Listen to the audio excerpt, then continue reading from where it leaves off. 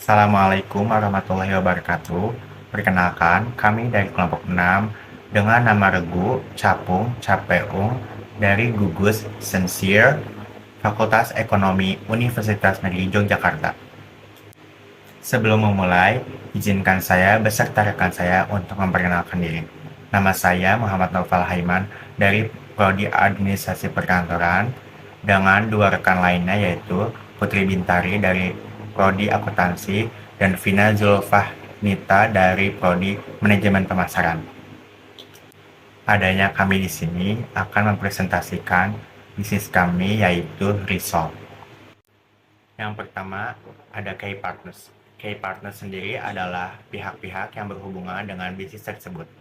Di dalam bisnis ini terdapat 3 Key Partners, yaitu yang pertama ada investor yang berperan sebagai pemberi modal dalam bisnis. Yang kedua ada produsen sebagai pengelola produksi barang yang akan dipasarkan. Yang ketiga ada konsumen sebagai pembeli dari hasil produksi barang tersebut. Lalu yang kedua ada key activities. Key activities yaitu segala hal yang mencakup aktivitas yang dilakukan oleh pembisnis dari awal hingga akhir bisnis. Di dalam bisnis ini terdapat 4 key activities. Yang pertama ada pengumpulan modal. Yang kedua pembelian modal berupa bahan-bahan yang dibutuhkan untuk membuat risol. Yang ketiga ada pengolahan atau pembuatan barang yang akan diproduksi dan dipasarkan. Dan yang terakhir ada memasarkan barang yang telah selesai diproduksi.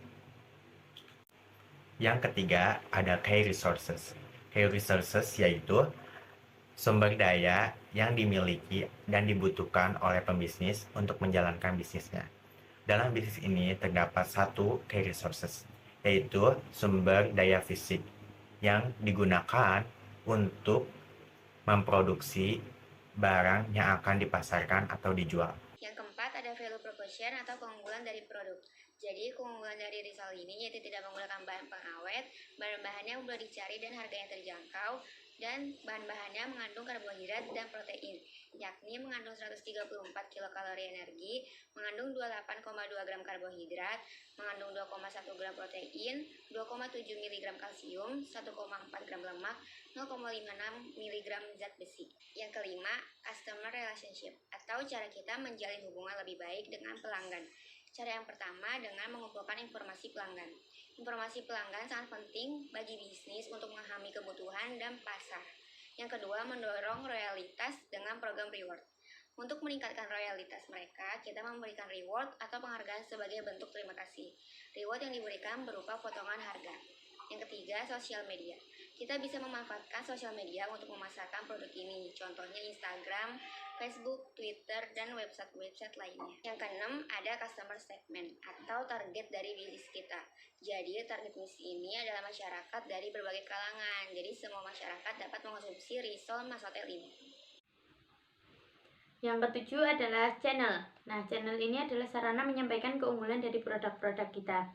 Jadi, yang pertama bisa kita lakukan adalah lewat keluarga, terus teman, tetangga, sanak saudara, dan yang lain-lain.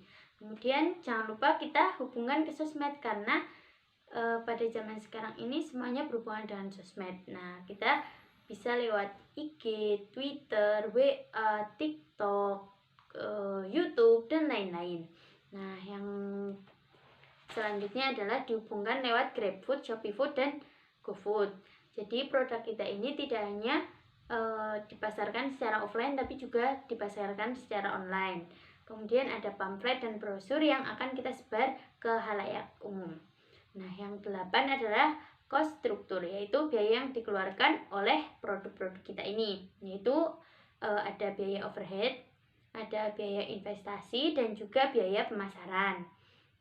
Kemudian yang 9 adalah yang terakhir, ada revenue stream, yaitu dari mana perusahaan kami memperoleh pendapatan. Nah, yang pertama adalah penjualan secara online dan offline. Otomatis perusahaan kami mendapatkan uang dari hasil penjualan secara online dan offline itu.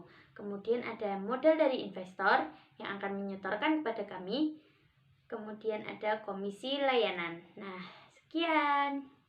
Terima kasih. Sekian penjelasan dari kelompok kami. Banyak kurangnya mohon maaf. Wassalamualaikum warahmatullahi wabarakatuh.